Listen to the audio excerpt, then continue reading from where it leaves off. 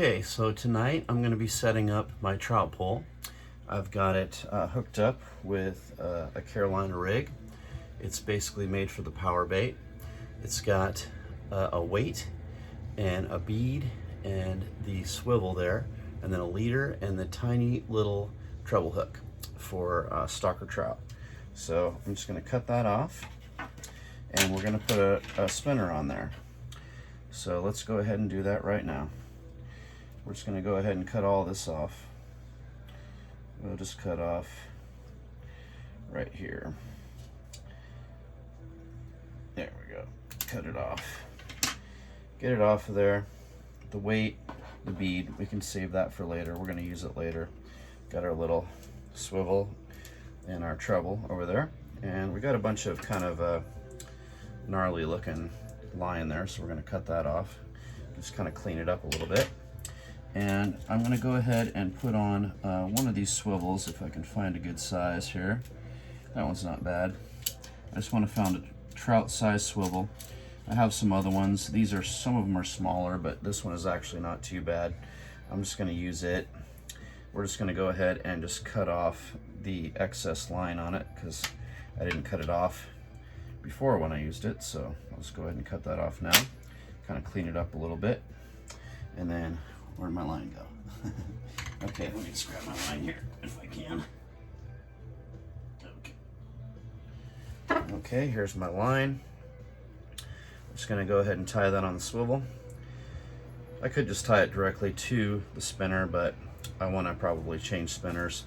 And I'm going to possibly use this pole for trout fishing, just really any time, but I was thinking about maybe really fishing for salmon tomorrow, but you know, if I don't have any luck with salmon, then maybe I'll switch to trout fishing just for fun and see if I can catch a rainbow or just anything out there, really. And so we're just going to go ahead and tie this on real quick. Just a simple fisherman's knot, nothing too crazy. Just kind of throw it on there. I got my glasses on, so hopefully I can see what I'm doing here.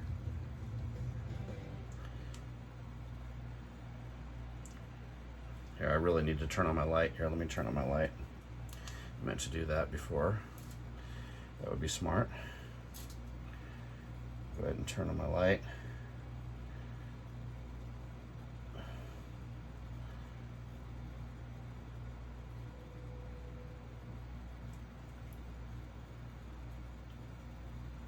Wet my line.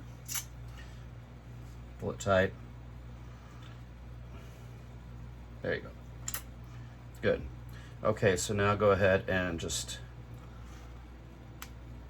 whoops, kind of bit some line off there. Didn't mean to. I'm just going to cut it here now with my scissors.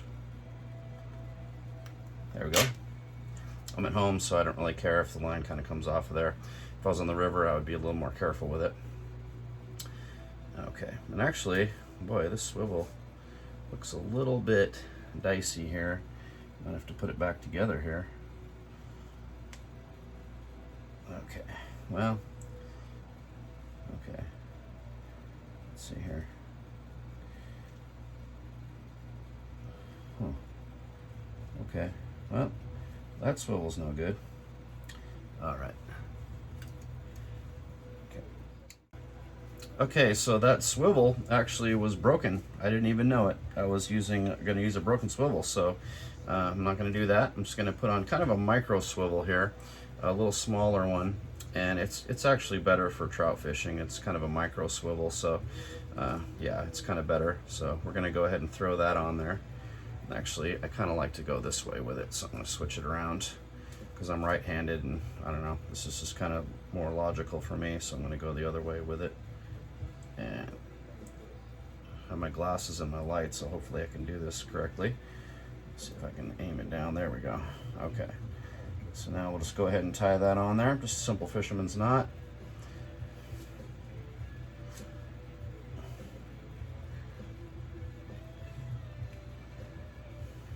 I'd say at least 4 or 5 times. Probably like 6 or 7 is better, but I'm just going to go at least 4 or 5, if not more.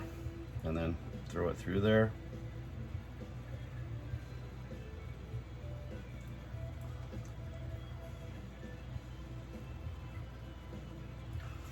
kind of wet your line a little bit, pull it tight. There we go. Oh, pull it tight all the way. There we go. Here, actually, you can even kind of just give it a little, there you go, a little nudge there. Okay, and then go ahead and cut it off. Cut off the tag end. There we go. Okay, and we got this micro swivel, so what I'm going to tie on there is I got this little box of awesome little trout lures here, spinners, and most of these have been successful. They're all different colors. We got some rooster tails, panther martins, even like we got a kokanee jig in there, which is nice. We got you know, some jigs and some other stuff. There's a bunch of good stuff in there, actually. They all are pretty successful depending on the day. You can just switch them up and use whatever works for you. But my favorite, or well, at least one of my favorites, along with the rooster tails, is this little panther martin right here, if I can get it on there. Okay, there we go. And actually, this guy is a trout killer right here. He is a black with yellow dots, and it does have a gold blade. You can kind of use whichever one you want, but this one has caught like 20-inch trout on it before, and so totally recommend it. So that's what I'm going to use on here. So and it's got my Okuma trout fire pole and reel combo that I bought a while ago. Actually, I've had this for a long time, and it's a great trout pole. It's perfect. It's like let's see if I can read it here for you. It is, well, it's kind of hard to read, but I think it's about a 6'6" pole, and yeah, it's all in red, so it's kind of hard to read right now, but it's a really good pole, good trout pole. So that's what we're going to use there. And now I'm going to go ahead and tie up something else for you. We're going to tie up probably some beads on my bait caster. So let's go ahead and do that now. Okay, I just wanted to give a quick look at my Okuma inspired fishing rod here. It is a fully functional kit here for micro fishing for trout or small species. You can put it together. It's not telescoping, but it's like 5-piece. It's 6 feet long. It's got its own reel. It's got a little package here for put all your lures in, little pockets here. It is totally awesome. You can zip it up and put it in your pack, and this thing is great. I packed this in before. It's great for backpacking into lakes, mountain lakes, and it is a great micro fishing setup. So I'm just gonna put that away now. It is basically what I would use when I'm going up to mountain lakes and fishing up there. So we've got a bunch of soft beads here, and so we're gonna go ahead and tie up a soft bead setup, and I'm gonna probably use I'd kind of probably like to use a shorter bobber, but I have this long bobber doggin arrow float that I'll probably use, and so I'll go ahead and tie that up. I'm just going to do some basic setup here, but we have Dave's Tangle Free weights with the doggin pack.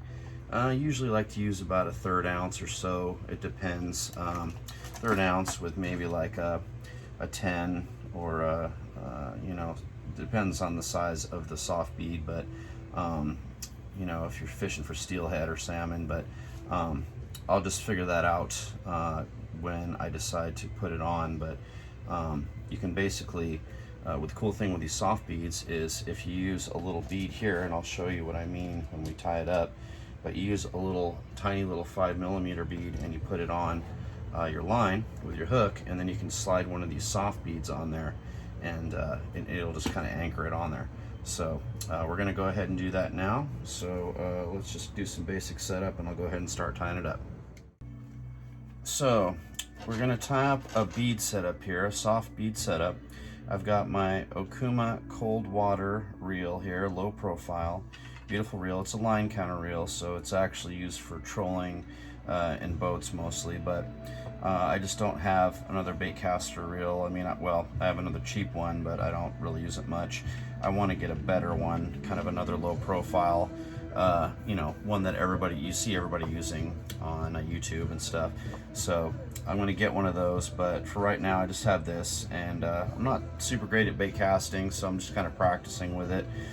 So it's just kind of a multi-purpose, you know, all-use type of reel. I just, you know, don't have many bait casting poles, so I just got this Cabela's pole here. It's like an 8-foot pole. I think it's like 8.5 feet.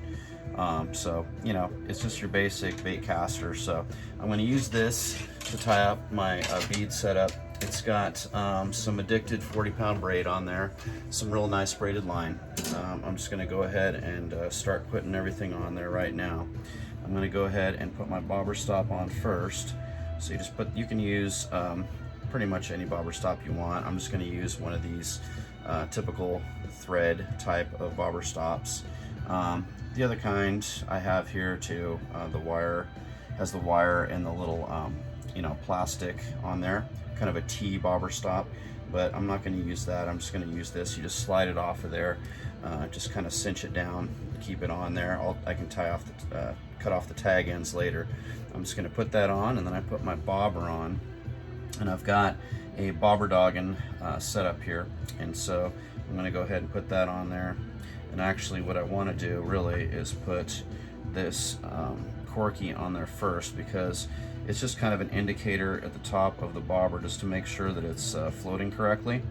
And you know when it's not right up on top of your bobber, it's not floating correctly. So it's a good thing to put on there, and just let you know if it's all tangled up or not, and then you can just kind of reel it in and just, you know, recast out there.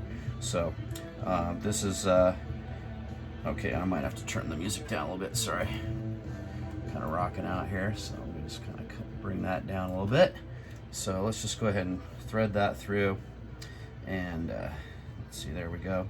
And then what I like to do is to put another bobber stop on there, because then it prevents this setup from being lost if you snag up and you have to break your setup. You know, usually you break your leader off, obviously, because it's going to be on the swivel here, and then the leader will be on that, and typically it breaks off right at the swivel.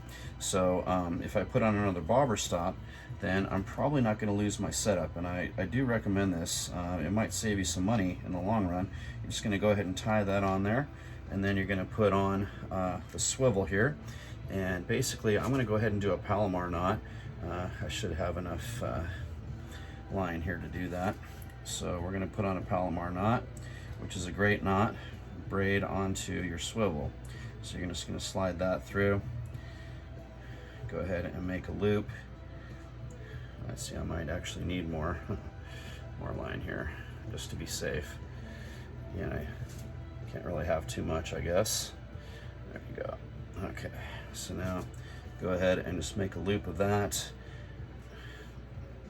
and then oopsie, you gotta not let your fingers fumble here, and then go ahead and put it through like so, and then you put that around the swivel like that, put it through, and then cinch it down, kind of wet it, cinch it down, make sure it's on there good, like so, and then you can go ahead and cut off your tag end. This Palomar knot is a great knot when you're using braid and you're just tying it onto your swivel like that. So I'm just going to make sure that I don't cut the wrong end here, so I'm just going to go ahead and cut that end like so. There we go. Go ahead and just kind of toss that in the garbage. And so now we've got our bobber on there, and I will cut off the tag ends of those bobber stoppers here in a minute. I've got some 20-pound leader. You know, you can use whatever you want. This is just so that it doesn't break, you know, because you're going to go through rocks and snags and, you know, all kinds of stuff at the bottom of the river. So I'm just going to make this kind of a longer leader. I'm going to make it probably at least 6 feet. You know, if I extend my arms all the way out, I mean, I'm not super tall, but I'm going to make it like 6 or 7 or so feet. You know, you could make it longer than that. I might even make it just a little bit longer. just because I want to have kind of a longer leader. When you're bobber dogging, it's not a bad idea to have kind of a longer leader. You can make it, you know, I mean, some guys make it 9 feet, 12 feet, just, you know, whatever you want to make it, but I'm just making it about, you know, 6 or 7 feet at least, so that, you know, it's a decent sized leader. And let's see, okay, so let's just go ahead. I'm going to actually do, boy, I don't even remember what you call this knot, but you put it through again, through the eye, and then you kind of bring it, the loop down, and then you go ahead and just kind of do like you're doing a fisherman's knot. And there's other knots you can tie which are even better, which you'll see out there, but this is not a bad way to go. It's just, it's a real solid knot. You could even, well, maybe later on, you know, some other episodes I'll show you how to tie other knots too, but go ahead and wet it, pull it tight.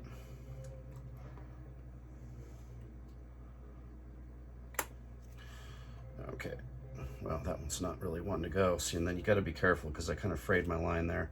You really don't want to do that. You want to be careful. You don't want to fray your line. So try not to do that at home, people. It'll work, but yeah, it's better not to fray your line like that. It's just, it's not, that wasn't the best knot, actually. I should probably retie it, but I'm just going to go ahead and let that one go. We'll get a better one next time around. And so we're just going to go ahead, and now we've got, I think I might have lost my little bead. He kind of tried to hide from me here. So now I've got this little 5mm bead. It's a red bead. It's a hard bead. I'm going to go ahead and put it on here, and this is a little tricky. You want to put your bead about, it's about like what they say, 3 fingers up from your hook or so. Some people say 2, 3 fingers up from your hook. So I'm just going to go ahead and try to do that, and this is the way I'm going to do it. I'm going to slide it through there. I'm going to actually try to go about 3 fingers or so, and then I'm going to give myself a little bit because I need a you know, a tag in to tie onto my hook. So I'm going to kind of slide it up there, and then I'm going to try to go through it again, and I'm going to go ahead and put it through again, which, I mean, I have my glasses and my light here and it's hard to see, but I'll do my best. Here we go. Okay, hopefully that's going through. Okay, and so now it's actually tied on there like that. So it's kind of like anchored right there, okay? And now I can go ahead and tie a hook on there, and I just have to be careful when I tie the hook to make sure it's 3 fingers from this bead here, because I've kind of wrapped it on there. You can anchor it a lot of different ways, like with you know, a toothpick, a lot of guys use, or just, you know, there's other, you know, things to anchor it with. I'm gonna actually try to point my light here so I can see better. Okay, whoopsie. Here we go. Let's get this on here. Okay, and then slide it through your hook. And I think on this one, I'll probably just tie a fisherman's knot. And what I want to do is kind of look at, you know, where is it going to be 3 fingers from the hook, you know? And so that's right where I want to tie it. So I'm going to do that as best I can to the hook. See, about 3, okay, 3 fingers. And then hopefully that's about right. And you're just going to have to do your best on this. You might take you a few tries.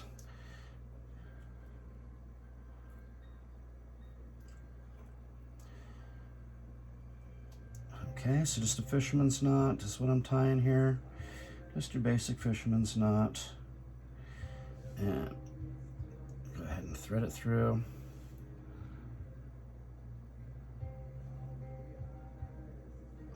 Okay, and that is, it might be a little bit more than 3, but hopefully 3.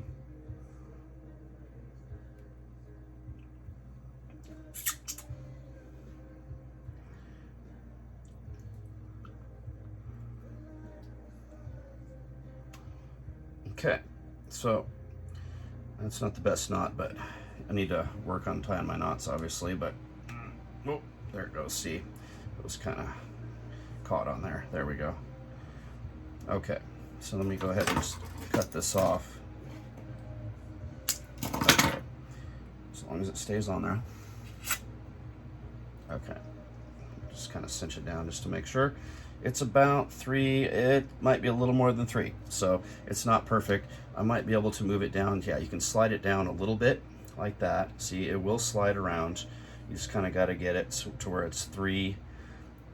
Yeah, because actually I could have showed you a better way to really anchor this on there. You can actually tie it on there, but this is a way where you can just kind of slide it just in case you kind of mess up your tying your hook on there. So let's go ahead and try this now. We're going to slide this on. This is a soft bead, and we're going to go ahead and slide it. I'm going to actually, for this one, I'm going to slide it through the hole. It just tends to slide onto the bead better this way. You can slide it kind of through without sliding it on the hole like that, but this is usually pretty good. And then you want to go ahead and slide it over that bead like so. If I can get it over there. Kind of pops on there when it gets on there. And of course now it's sliding because I didn't anchor it super good, but let's see. Okay. Yeah. There we go. Okay, so now we're about 3 fingers from it, and we've got our soft bead on there, and it's anchored. And we've got, this is about a, I think it's a size 4 hook, and it's a gamakatsu, so it's a nice hook. And let's see, you know, I could adjust this a little bit, and I might later, but this is about right. You can even do multiple beads, multiple hooks. You could tie like another leader onto this hook, and then put another bead down below that. So you could have multiple beads. And so, but now I'm just gonna go ahead and, it's kind of all tangled up here, but I'm just gonna try to go ahead and put a weight on here, which you can actually tie these bobber doggin, you know, setups on there, but this does have a swivel with it, and it's got 1/4, 1/3, and 1/2 ounce. So the middle one is 1/3 ounce. And so I'm just gonna go ahead and I'm gonna have to get actually a snap swivel for that. But anyways, because they have a swivel right here that you can use, it's actually smaller, and you can tie that on, and actually that's what I should have done. I kind of messed up that, but you can basically, I'm just gonna use a snap swivel. I have one in my tackle box, and I'm gonna go ahead and hook that onto this weight right here, or this swivel, the weight onto the swivel with a snap swivel. So let me just go ahead and grab one of those right now.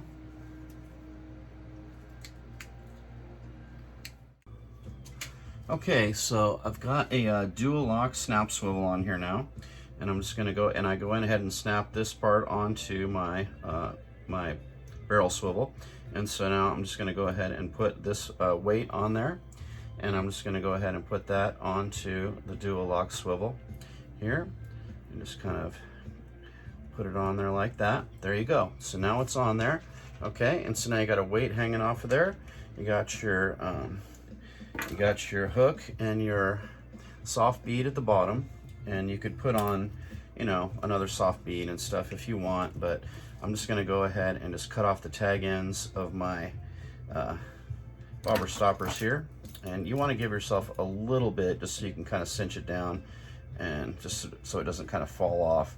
I'm just going to give it a tiny little tag end there, and then we'll just kind of give this one a tiny little tag end. Not too big, just kind of cut it off pretty close. And some people like to probably just cut it off right at the base of it and just say, you know, that they're not going to worry about tightening it later. They just tighten it up super good the first time, which is not a bad idea. And then I like to leave just a tiny bit, just so I can, you know, kind of cinch it up more if I have to, because sometimes they loosen up. And so just go ahead and do that. And now I'm going to go ahead and just, you know, you can adjust your you can adjust that pretty much anytime you want. I'm just going to go ahead and put the this bobber stopper down here by the barrel swivel, because that's going to basically allow the bobber to slide all the way down and just kind of be right pretty much on that barrel swivel. And you could put another bead here if you want. You know, a lot of people put a bead here just to kind of stop it from hitting the barrel swivel, but in a way this bobber stop kind of helps do that. But you know, if you want, you can put like a little bead here a small one, or even, you know, a bigger one, but you know, 5mm or whatever is probably good. You don't need it. And then basically the corky is going to be like that. This bobber doggin, they don't float straight up and down. They float like this because that's how you want it. You want it kind of dragging along, and it basically drags your setup behind it. And you can put this up, you know, where you need to, so that your bobber is up at the proper level. And there you go. So you cast it out there and catch some fish. So that's possibly what I'm going to use drifting tomorrow. You know, I'm going to try for some salmon. It's kind of late in the year, and you know, chances are not great that we're going to get one, but you know, I just need to get out there anyway. If I get skunked, then maybe I'll go ahead and try my trout setup, and yeah, just catch some trout. So so that's it for today, and so thanks for watching, everybody. This is Matt from Fishing Adventures Northwest, and we'll see you next time.